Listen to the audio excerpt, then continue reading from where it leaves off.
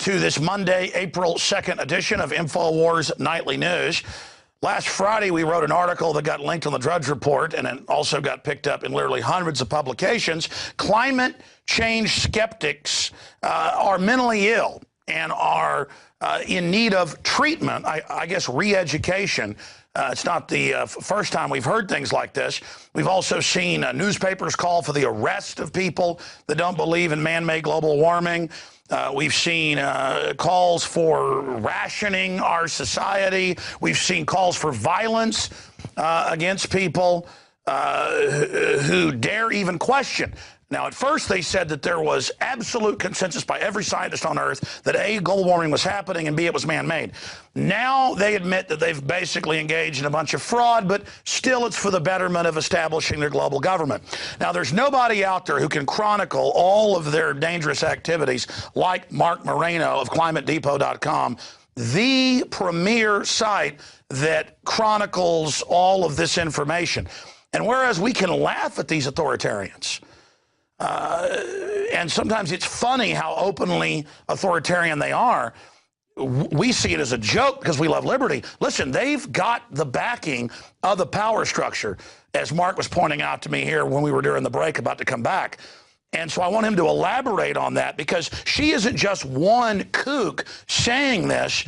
There's so many examples of governments and academics saying this, that this is the move. They want, quote, green fascism. They've said, well, the public's not listening. We've got to have green fascism. So this is the new authoritarianism. This is the major push by academics, government minions, corrupt corporations. This is the global power grab. They want a global tax. Durbin set that up. And Marc Morano of ClimateDepot.com is here to break down Professor Carrie Norgaard, who is running around the world saying that we need to basically be locked up. Mark, thanks for coming on short notice on this. This story's gotten a lot of traction. Why is it getting more attention than the hundreds of other professors basically saying the same thing? Well, this is a lady, she's actually at a big conference in London right now with other sort of globalists discussing global warming and environment, and how they're going to be essentially trying to move us toward a global governance in the world. This is a big major paper that this Carrie Norgaard has presented, and what she's saying is we need to identify the conservatives, that essentially there's something wrong with our brains and that we need treatment. And this is being neatly compared to, obviously, Stalin, who used to accuse his political opponents of being mentally ill. And we don't know exactly what kind of treatment Carrie Norgaard is proposing, but we do know that Professor Lau of New York University is now coming out and talking about human engineering. This was just a paper from a few weeks prior to her paper. And this follows on a book by a guy named Chris Mooney called The Republican Brain, the conservative brain. He's now looking other mainstream global warming guys who are involved with science bodies in Washington, D.C. that are now being politicized.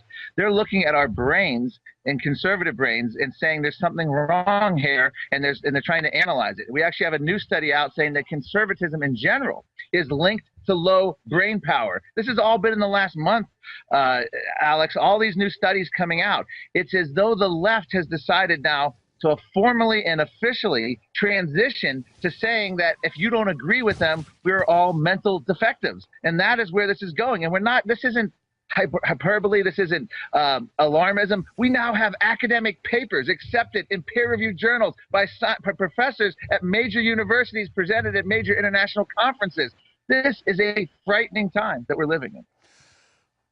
And Mark, words cannot describe it. I mean, how bizarre it is. She says it's racism. I know the EU and England are saying climate denial is Holocaust denial, and they just bring race into it. I remember Obama's people saying, if you're not for government Obamacare, you're racist. I remember seeing a bunch of the different hosts on MSNBC, like Chris Matthews and others. And to someone who is sane, it makes no sense, but they're purely trying to punch buttons and behaving like they're God. They sit up on the mountain and they tell us what we can and can't believe. And they're now having the psychological publications come out and say that you're mentally ill if you don't believe in this. They're really trying to set the stage like Stalin did, arresting his detractors and putting them in mental institutions. Do you think this is going to discredit them, or does that matter because they've got the power structure behind them? No, they do. And we may sit here and laugh at someone like Professor Norgard, but Al Gore has made very similar accusations that global warming skeptics are likened to anyone who opposed, civil rights in the 1960s for black people. We have, people at Grist magazine, a major environmental publication, saying that global warming skeptics need Nuremberg-style trials for, quote, the bastards, for us not allowing, quote, solutions to man-made global warming, openly comparing us to Nazis that we need to be persecuted like they did in Nuremberg, the Nuremberg trials. We have NASA's lead scientists saying it's crimes against humanity, the idea that we're not fighting global warming. We have RFK Jr., who's come out and said global warming skeptics are traitors and treasonous. And this goes on and on. We have state climatologists who are fired because they don't toe the line on this. We have UN scientists who've resigned and discussed. They do not allow dissent.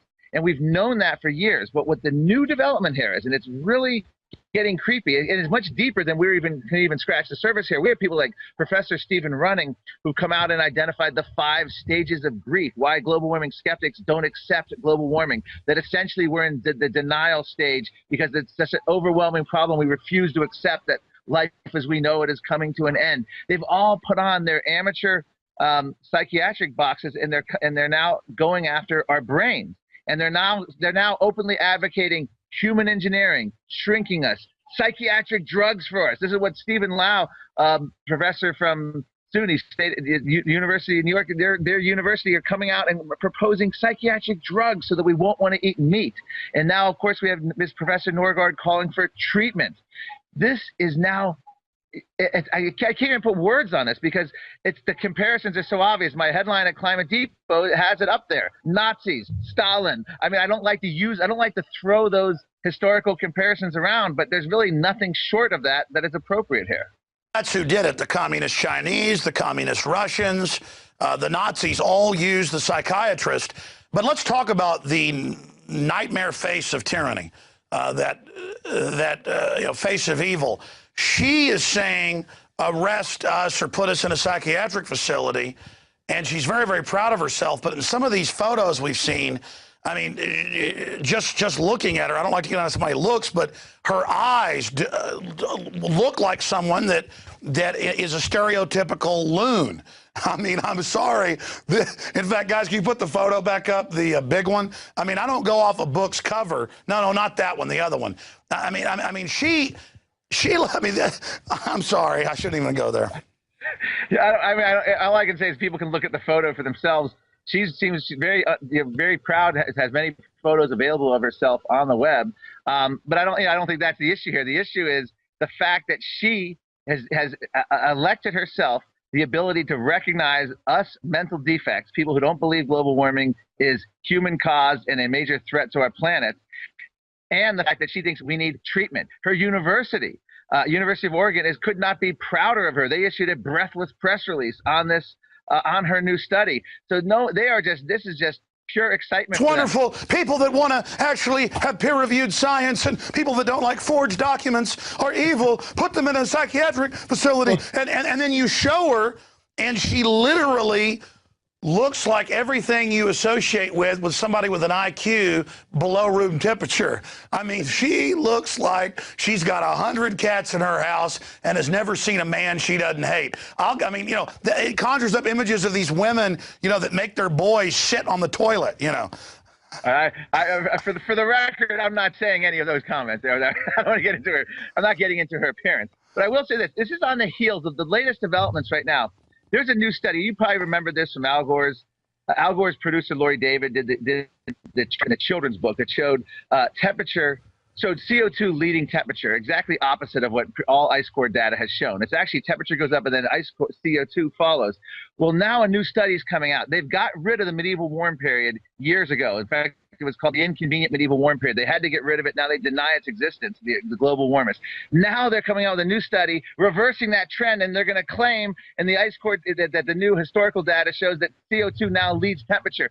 They've gone back. They're monkeying with more of the data now, and they've also gone back and changed years. They've gone back now to the 90s and are changing temperature data, saying now that other years, more recent years, are hotter now than the 1998, which was previously the hottest year, the UN temperature data.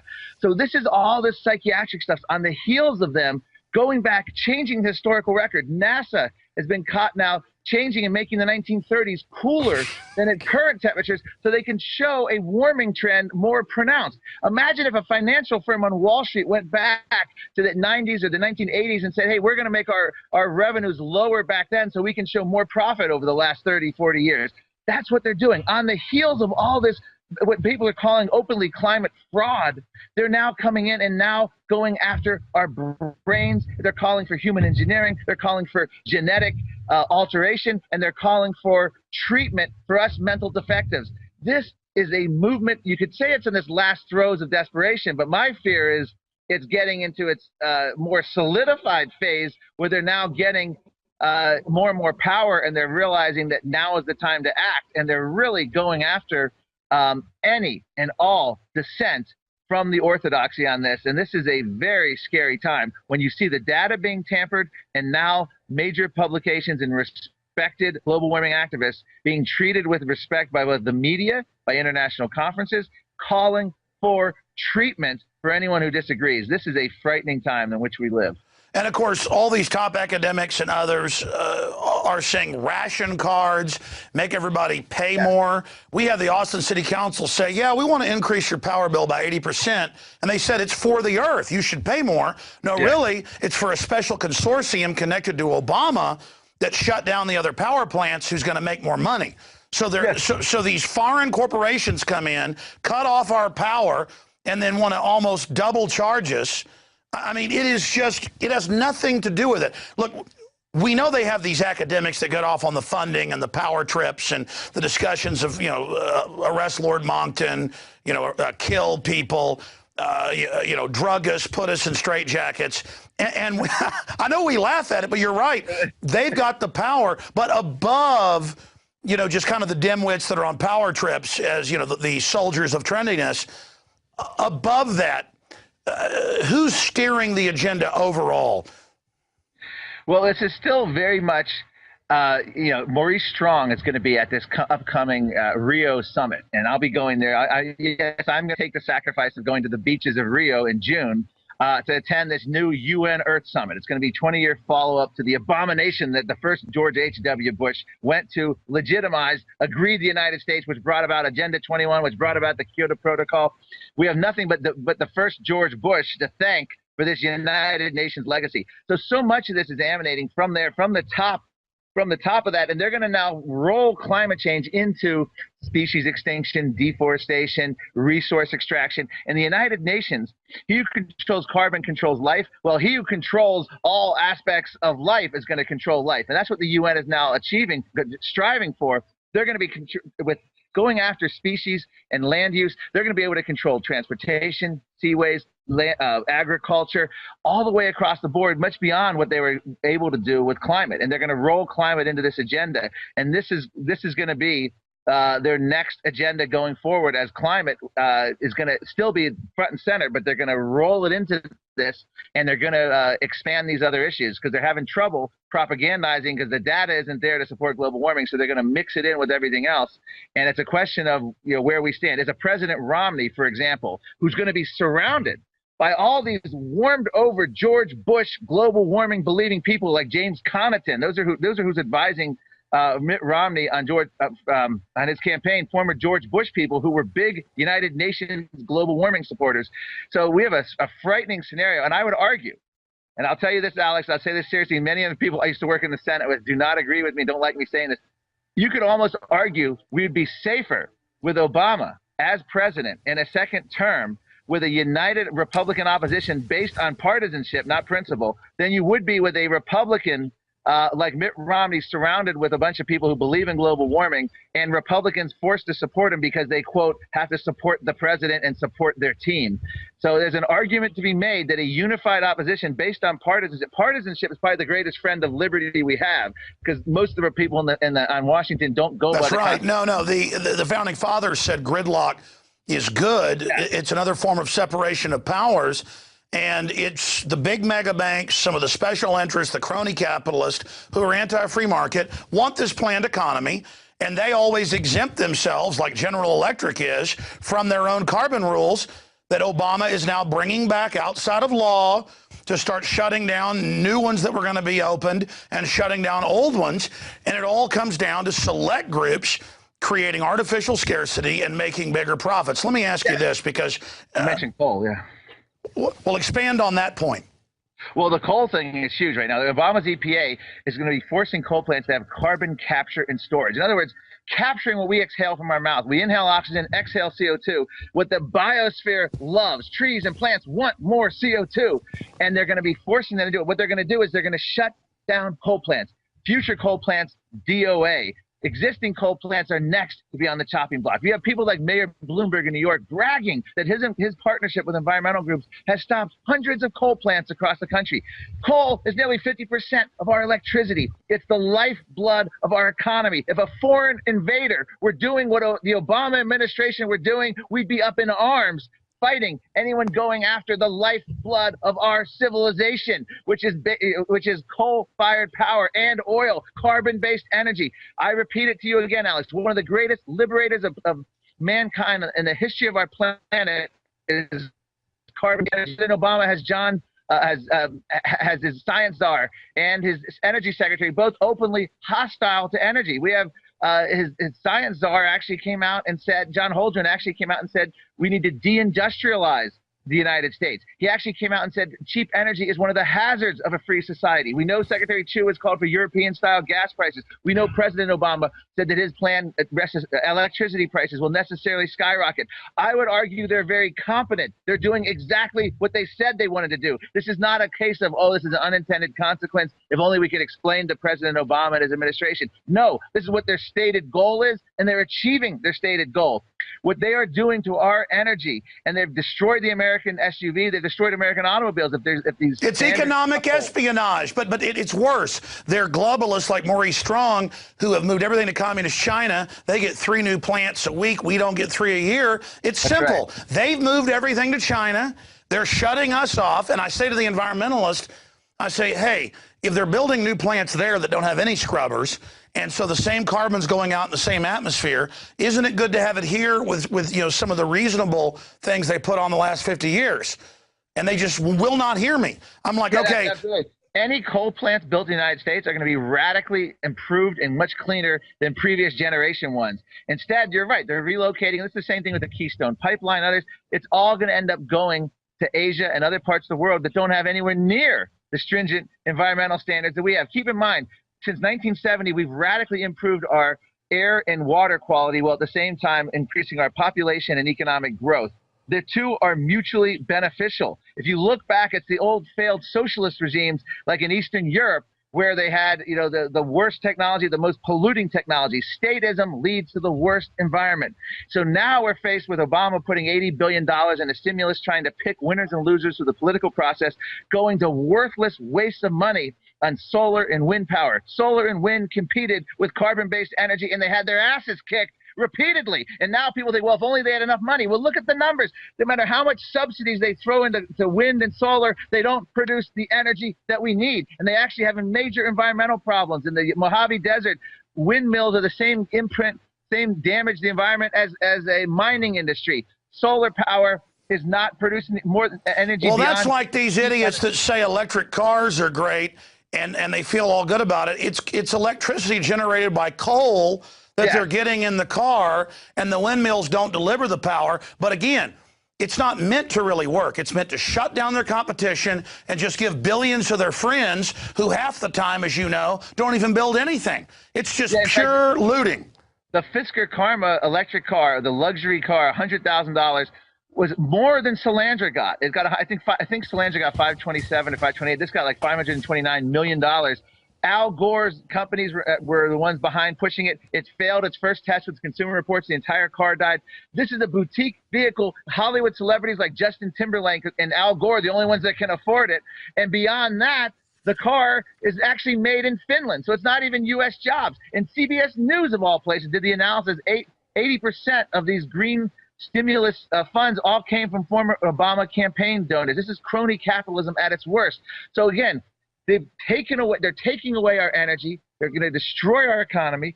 At the same time, they're monkeying fraudulently with the global warming data and theory, changing CO2 versus temperature, changing past temperature data, changing what years were hot, what years were cold. At the same time, they're now going after our brains, and they're calling all their opponents mental defectives. This has all the hallmarks of a totalitarian movement. Well, that was my next question for you. Just growing up, being around these type of academics and people, reading news over the years, I've noticed that it's like a sacrament with liberals, who aren't even really liberals. They're authoritarian control freaks on average, to drug their children. And I've seen statistics that liberals, in some cases 3 to 1, drug their kids, Prozac, Ritalin. They really enjoy it, especially their boys. These liberal mothers enjoy attacking their sons. And that's why I was making the joke about making the boys sit on the toilet. Because, it's not right that they stand up. That makes the women feel bad. This whole anti-male thing. And I see this obsession in schools with drugging the boys, period. So it's this witch-like proclivity. And I see it everywhere where they say drug. We've got to drug people so they're not racist. We've got to drug the water so you behave. We've got to make you do what we want. And I really think it's an army of people who never got invited to the party, an army of people that are so feeble that all they know is the will to power. But they're like nightmare creatures. They're like the goblins that serve the devil in the movie Legend or something. I mean, I just can't describe that. When I look at their photos, they all look the same. They always have this crazy look in their eyes, leering smiles. I know you've noticed it battling them on Capitol Hill. I mean, what is it about these people? I mean, it's like they're space aliens or something. Well, I interviewed Peter Singer years ago, the Princeton bioethicist. And whenever you hear the word ethicist with a professor, you got to run, because it's usually... That's the folks saying kill babies up to age 3. That's right. Yes, he believes that they have the same right, that chimpanzees have more rights than baby humans. And he also talks about how animals can consent to have sexual relations with humans. I mean, this guy is a hero of the intellectual left. And this is the kind of people that pass as their intellectual leaders. And so at some point he says Christianity is harmful to animals. He says all kinds. The wackier they get, the more respect they get. People like Paul Ehrlich, the author of the Overpopulation Bomb, who, as we talked about on the show, John Lennon made a chump of in the 1970s. John Lennon was right about population, and he didn't have a PhD degree like Paul Ehrlich, and didn't have the international media trumpeting his views.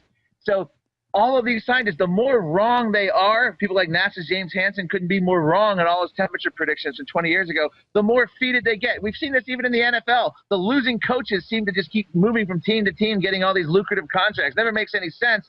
Same thing here with the media coverage of and the respect of these leftists and the intellectual left. No matter how wrong they are, no matter how spectacularly wrong they are. In the case of Paul Ehrlich, he's near 80 years old. He still wins Lifetime Achievement Awards. He gets feted as though he's one of the most intelligent and prescient men of our times. And you can't look at anyone besides he and John Holdren, who have probably been more wrong and more ill-equipped to ever hold the title of PhD. I always say they make a mockery of their PhD, but the more they do it, the more awards and the more respect they get. In fact, we can put on screen one of those articles where a month or so ago, the big journal of bioethics came out. This is what's replaced the Hippocratic Oath, and said, yeah, kill babies up to 3. Bill Gates says, yeah, go ahead and kill grandma, and we'll hire 10 teachers, and the liberals, and again, they call themselves liberals, all clapped. In the final equation, we're talking to Marc Morano of ClimateDepot.com. When you look at these people, they really are just authoritarians. I don't even think that they really are, in their own minds, liberals. They're not like Thomas Jefferson, who's rolling over in his grave with these people calling themselves liberal. He was a real classical liberal for more freedom. All they do is spew textbook tyranny, but because they walk around in sandals and lisp at people and their eyes don't point the right directions, it's like that's how Dr. Pianka at UT looks like a male version of this woman. Eyes don't point in the right direction, can hardly talk, but walks around lisping, talking about exterminating 90% of humanity, and looks like a troll. And so we're supposed to go, oh, kill me, you're the Superman. I mean, there's something weird about people that look and act like trolls that can hardly talk, always talking about what trash we are. So here's my question, dealing with eugenics. What do you call these people? Because they're not liberals. They're obsessed, as you know, with population control. Everybody's crud but them. The world's too overpopulated. Well, if it's too overpopulated, why don't they do the world a favor? I'm not telling them commit suicide, but before they cut the power off to Africans and literally kill hundreds of millions, you know, the sleeping pills are in the medicine cabinet. Well, yeah, it's funny. There actually is a movement called the Voluntary Human Extinction Movement.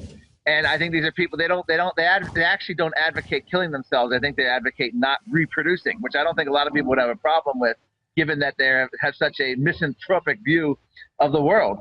But, you know, you asked if they're just totalitarians. The bottom line is Nancy Pelosi went to China and said we need a complete inventory in every aspect of our lives to combat global warming.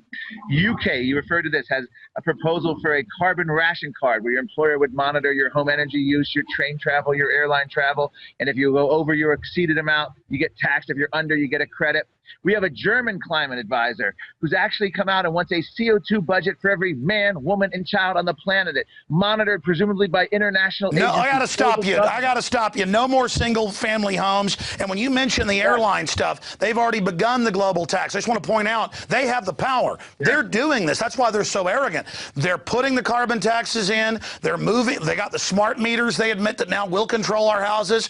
I mean, in California, they openly tried to do that. The government would control your thermostat.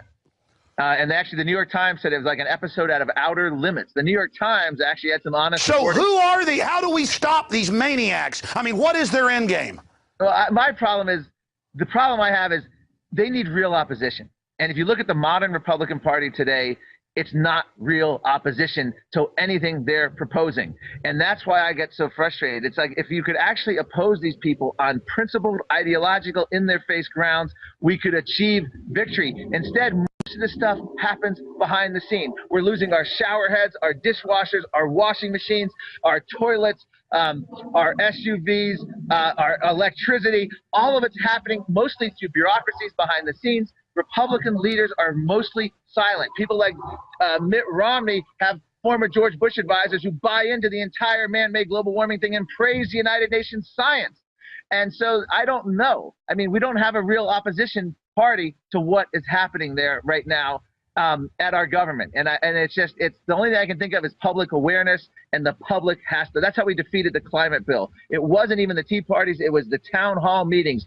Democrat congressmen went home to their districts. Exactly. And that's where we're turning the tide. So they're getting desperate, saying arrest them, put them in psychiatric facilities, drug them, charge them, because they know we're kicking their butts. So we've come from behind. It's now basically at halftime. In the last 2 minutes, Mark, other points that you think are key for people to know. How do we beat these monsters? Well, I mean, this is, you know, the brain thing. There's a book out called by Chris Mooney about the Republican brain, and this is a sort of a soft version. They're analyzing what makes conservatives tick, what makes global warming skeptics tick. And by the way, I will note that at Climate Diva, we have a whole report on liberal, left-wing, in many cases anarchist scientists and professors who are absolutely global warming skeptics. So many on the left can't stand it. They actually say this is akin to big state corporatism, and they say that, you know, this is a made-up thing of the white upper middle class in the world, the idea of man-made global warming. So many of the left is shedding this, especially the libertarian left.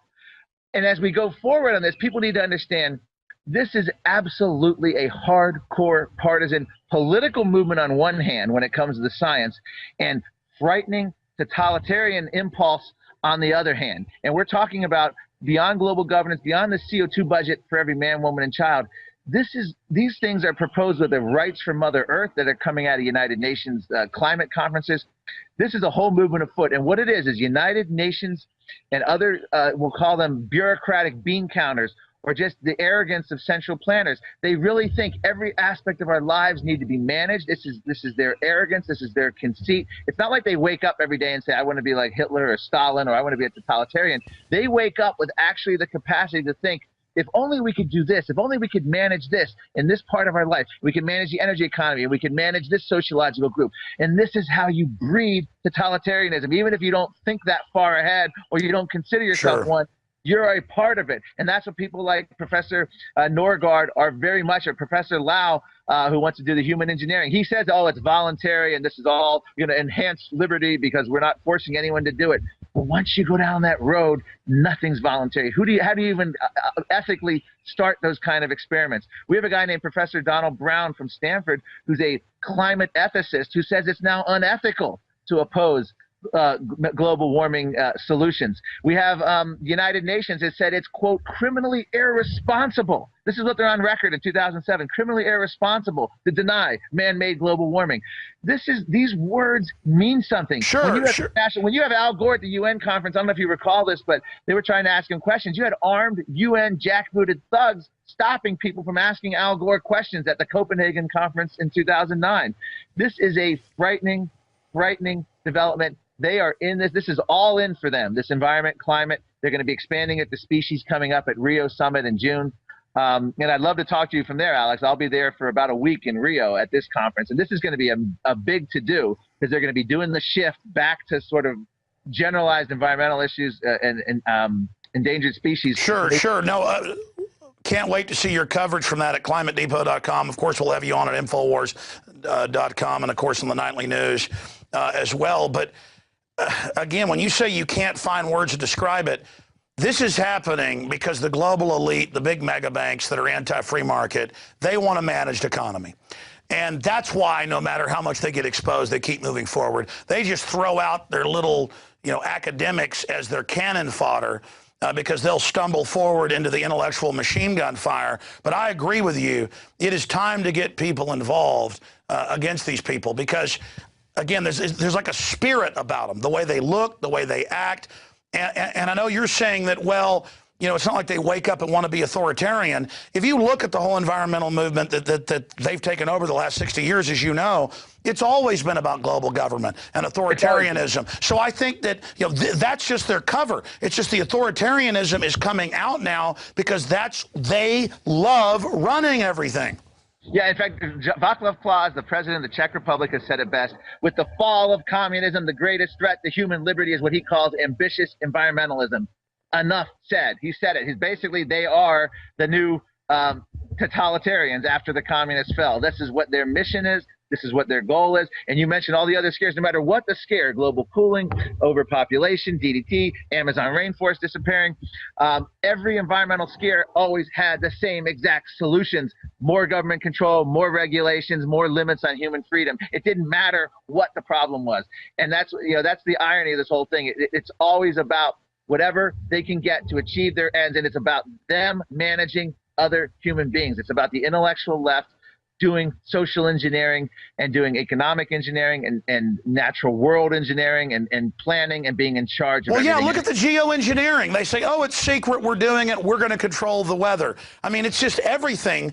It's like a comic book bad guy tries to do the stuff they do. It's like, what's a comic book bad guy do? He does A through Z. Well, A through Z, double checked. I got to throw this caveat out because I probably won't talk to you because you're so busy until you get down there to the Maurice Strong UN World Government Conference you're going to be covering.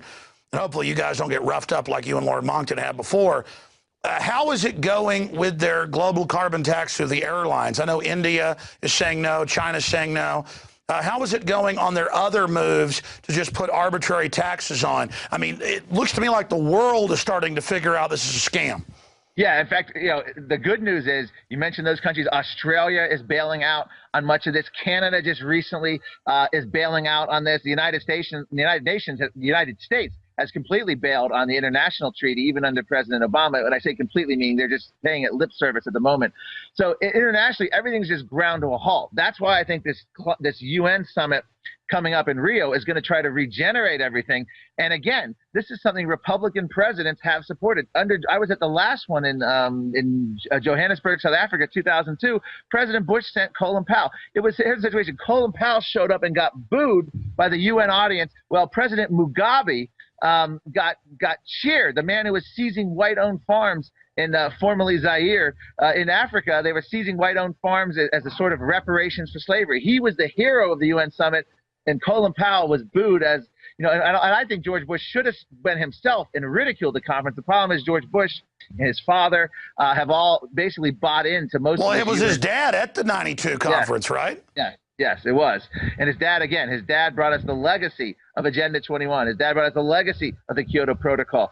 And, you know, again, it really concerns me about the Republican standard bearer likely to be Mitt Romney, that's going to have all of these same Bush advisors surrounding him, and he's already got him as campaign advisor. ClimateDepot.com, Marc Morano. I'll leave you with this. Good people don't ever stand up till stuff gets really bad. And people are starting to wake up because it's gotten bad. Like you said, they're moving fast. It's going to get a lot worse. In the final equation, no amount of straitjackets and drugs is going to stop us. These people have been exposed for what they are, a bunch of authoritarian bootlickers, and we're going to defeat them. Thank you so much, and good luck down there. Via con Dios when you're down there in Rio. All right. Thanks a lot, Alex. Thanks for the time, Mark. Okay, wow. thanks. Wow. Incredible interview there. And I just want to thank Marc Morano for coming on the show tonight with us. That's it for this edition of Infowars Nightly News. Great job of the crew. Please go research everything he was talking about. It's all true and worse. The frustration is here. It's just so authoritarian, so corrupt, so wicked. The UN and all its crimes. I mean, this is such a nightmare. And I don't want to be ruled over by a bunch of authoritarian trendies, okay, with their UN peacekeepers. I mean, you read Agenda 21, you read the UN biological diversity assessments and stuff. It's something out of Hunger Games. I mean, these people are dangerous, and there's never enough power for them. Great job with the crew. We'll see you back here tomorrow night, 7 o'clock Central.